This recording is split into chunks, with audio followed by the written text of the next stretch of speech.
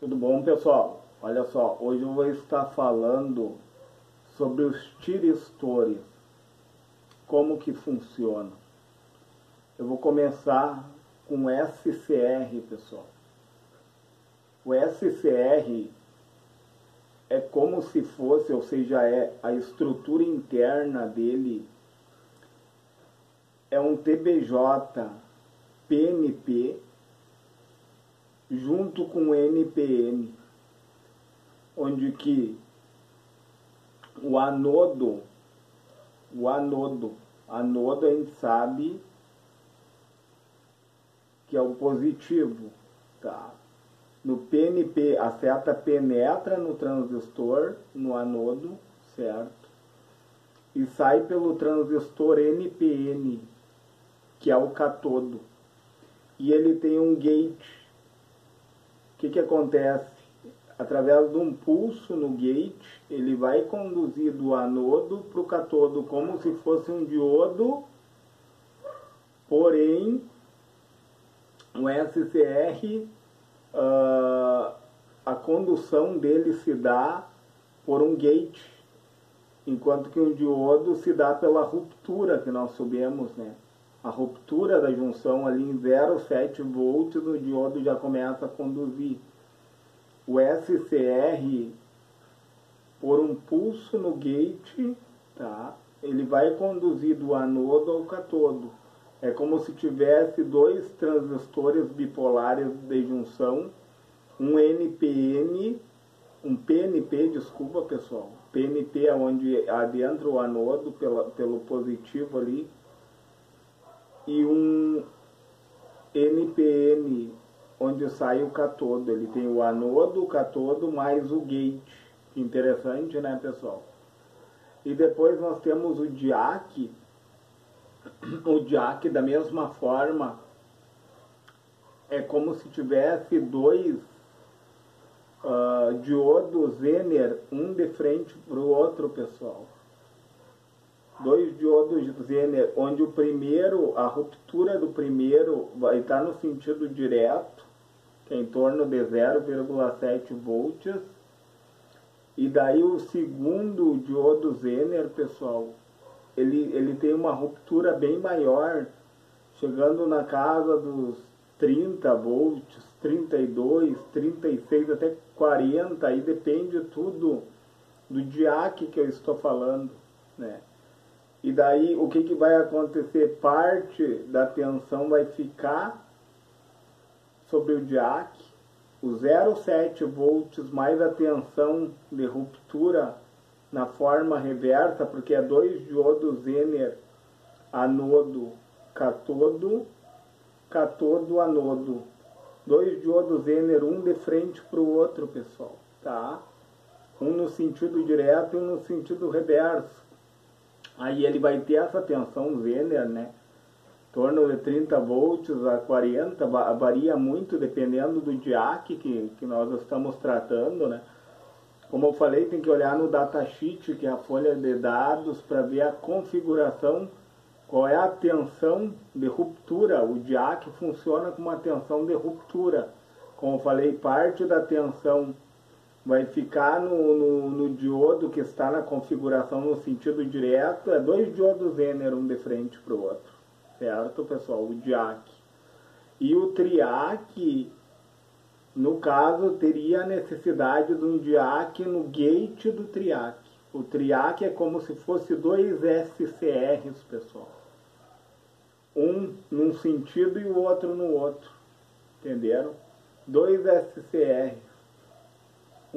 Porque o triac ele vai conduzir nos dois sentidos através de uma tensão de gate, né? Até eu tinha feito um cálculo, né, para nós sabermos qual é o resistor que nós vamos usar ali no gate, certo? Que daí a gente precisava de uma tensão de pico, que é a tensão da rede elétrica, tipo a minha, que é 220 volts, vezes a raiz de 2, que dá aproximadamente 1,41, pessoal. Porque para dar a tensão de pico, né? A gente sabe que 228 é RMS, a tensão média.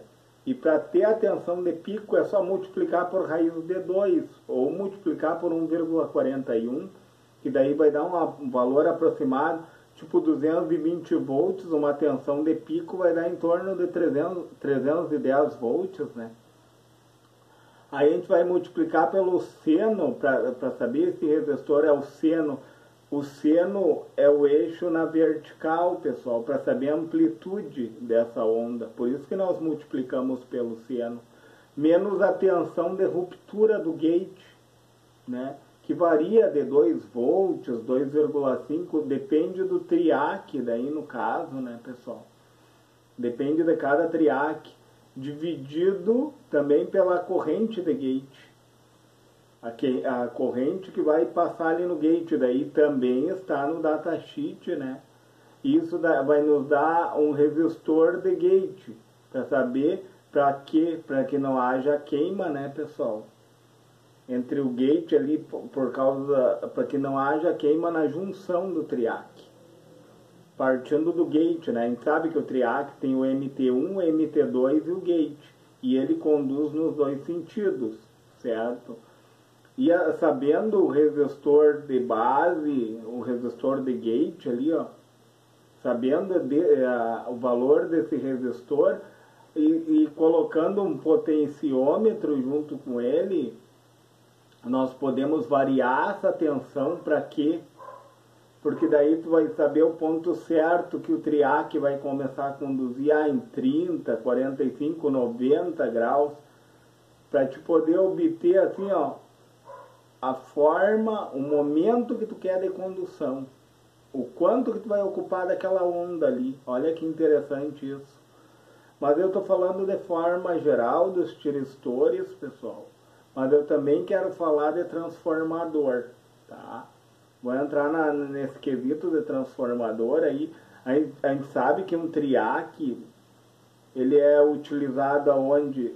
Em motores, normalmente, né? Porque ele exige potência. Tu pode utilizar um triac num ventilador, né? Para aumentar o giro ou diminuir. Tem várias aplicações, né? Tudo onde envolve potência, tu pode aplicar o triac, que exija, né?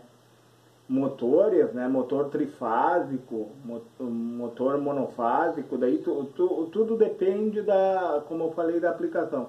Mas também eu quero falar nesse vídeo sobre transformadores, né? Olha só, pessoal, aqui eu tenho um autotransformador.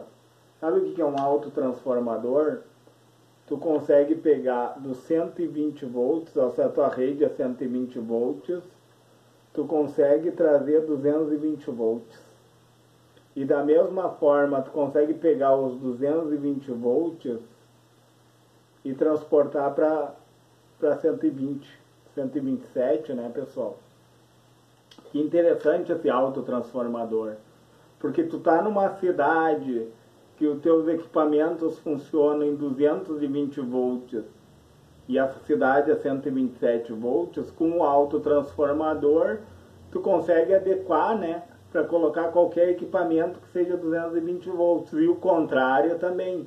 Tipo, eu tô aqui, a minha rede aqui é 220 volts, eu tenho alguns equipamentos que é 127. Daí com um autotransformador tu tem a possibilidade de pegar os 220 volts e rebaixar. Então o que o autotransformador faz? Ele é tanto elevador para os 220, ele pega o 110 e eleva para os 220, como ele é um rebaixador, ele pega os 220 e adequa ao 127. Olha que interessante isso. E daí o núcleo dele é de ferro silício, como nós sabemos, né, pessoal? Ele funciona bem em baixas frequências, porque ele funciona na rede elétrica, né? Que interessante, né, pessoal? Com corrente alternada, nós sabemos que todo transformador, pessoal, ele vai funcionar ou com corrente alternada, ou se for um transformador chopper, ele vai funcionar com a corrente pulsante. Tá? É gerado um pulso ali, porque o transformador, nós sabemos que ele tem um isolamento galvânico devido não ter contato entre o primário e o secundário dele, né? O contato que dá é apenas por indução, por campo eletromagnético, né? O que acontece? O que é a força eletromotriz? A força eletromotriz é a BDP, pessoal. Quando dá a diferença de potencial, acontece a força eletromotriz no primeiro momento. Aí nós sabemos que o campo eletromagnético ele vai se expandir na força eletromotriz, porque a bobina começa a induzir, criar esse campo, né? Que se dá em Henry, milihenry, aí depende da bobina que tu tem do enrolamento, né? Conforme, quanto mais Henry, mais armazenamento vai ter a bobina, né? Mais carga elétrica ela vai conseguir armazenar através do campo eletromagnético. A força eletromotriz, onde se dá a BDP, são frações de segundos, né? Nós sabemos que a força eletromotriz e a força contra-eletromotriz é frações de segundos. É muito rápido assim, que acontece. O ligamento, entre o ligamento, a diferença de potencial e o desligamento, que é a força contra-eletromotriz, no desligamento que ele vai induzir para o secundário, porque o campo eletromagnético ele colapsa, né? Ele reduz. Quando nessa redução ele induz para o secundário. Por isso que tem um isolamento galvânico, né? Eles não entram em contato, o primário não está ligado fisicamente ao secundário. Entendeu? É tudo por campo eletromagnético. Tanto é que tem transformador isolador, né? Que ele oferece 220 volts desse lado e 220 desse, né? Já não seria um autotransformador, seria um transformador isolador. Ou 127 desse lado e 127 desse. Porque daí tu obteria um isolamento galvânico, né? Que seria de suma importância para evitar a queima de equipamentos, né? Como eu já tinha falado, normalmente se utiliza em osciloscópio, né? Para evitar a queima do osciloscópio ali. Aí tu vai ter um transformador isolador. No caso desse autotransformador, ele tanto é elevador como rebaixador de tensão, né, pessoal? Que interessante, né? E daí, entrando no quesito de amplitude, né? Tanto para o secundário como para o primário, ele tanto tem o primário, aí tudo vai depender, pessoal, da aplicação dele, né? Se tu quer rebaixar a tensão, o primário vai ser os 220. Se tu quer elevar a tensão, o primário vai ser os 110, né? Tudo vai depender do que tu vai aplicar. E daí os transformadores, tipo um chopper, ele funciona numa alta frequência de kHz a MHz. Tu consegue colocar um chopper para funcionar. E o núcleo dele é de ferrite. Como eu já tinha falado em outros vídeos, várias bobinas, existem, a maioria das bobinas que estão nas placas ali, o núcleo dela é de ferrite, porque ele retém mais o campo eletromagnético. Ele evita vibrações, porque quando que vai vibrar um transformador? Tipo, se tu pegar o transformador convencional e colocar numa placa que tem alta frequência, ele vai vibrar porque o núcleo dele é de ferro-silício. O ferro-silício ele não retém os elétrons. Há uma dispersão, e nessa dispersão ele vai acabar vibrando, né, numa alta frequência e superaquecendo. É o que não acontece com o transformador chopper, né? O transformador chopper, apesar de ser de menor tamanho, ele tem uma maior eficiência, uma maior eficácia nas aplicações. Que interessante isso, né, pessoal? E daí, olha só que legal, eu falei de tiristores, falei de transformador. Por que, pessoal, que eu estou falando de transformador e tiristor? Porque na eletrônica nós sabemos, né, que tudo está interligado, né? Nada funciona de forma individual, né? Tudo depende daquilo que tu vai configurar ali numa placa, né? Tipo, se tu vai fazer uma fonte de alimentação, tu vai pegar a tua rede elétrica, tu pode ser utilizado num transformador, como tu vai no meio da aplicação ali, tu pode usar um triac, né, para ligar um motor trifásico, um exemplo, né? O diac ali, ó, no gate do triac, para que serve o diac ali, ó? A gente sabe que parte da tensão vai ficar sobre o diac, né? E parte da tensão vai ir para o gate. E daí entra transformador, né? Que o transformador vai se carregar. Normalmente ali se tu não quer utilizar um diac no gate ali de um triac, tu pode utilizar um potenciômetro, né? Que daí tu vai ajustar a tensão que tu quer de disparo do gate, tá? Pode usar um potenciômetro junto de um resistor ali. E daí tudo, como eu falei, vai depender da configuração do triac, né? De que forma ele está configurado no datasheet ali, ó, qual é a corrente do gate. Vamos dizer uns 30 mA, né? E uns 2,5 volts de tensão para ruptura, para ele começar a conduzir, né? E quem é que vai controlar isso? Esse potenciômetro e esse resistor, que daí a gente tem que fazer o cálculo, como eu falei no início, para não ficar algo vago, né, pessoal? Tu vai ter que calcular a tensão de pico, o seno, porque o seno vai ser a amplitude da tua onda ali, né? Menos a tensão de ruptura no gate ali, que vai dar do MT1 para o MT2, né? E dividido por essa corrente de gate, essa corrente necessária aí para ruptura também, né? E daí tu vai conseguir a configuração de disparo, né? Qual o momento que vai disparar o teu triac ali. E tu pode utilizar também, né, capacitor, como nós sabemos, né? Um capacitor de uma alta capacitância, se tu precisar de uma tensão de forma mais branda, né? Como nós sabemos, quanto maior a capacitância do capacitor, menor vai ser a resistência dele, né? E quanto mais capacitância, de forma mais branda ele vai liberar a tensão. De forma mais lenta ele vai se descarregar. A grosso modo falando, né? Seria de forma mais lenta ali, ó, para te obter a tensão de disparo. Olha que interessante isso. Eu estou falando, pessoal, não é que seja vago esses assuntos, né? Não é um assunto vago, mas é uma explanada geral que eu estou dando aqui, porque tu pode utilizar isso em qualquer aplicação. Um ventilador, um exemplo de um ventilador, tu quer... Ali o que tem no ventilador é um potenciômetro. Tipo no meu quarto ali eu tenho um ventilador que eu instalei na parede, que ele tem um potenciômetro de ajuste ali, ó.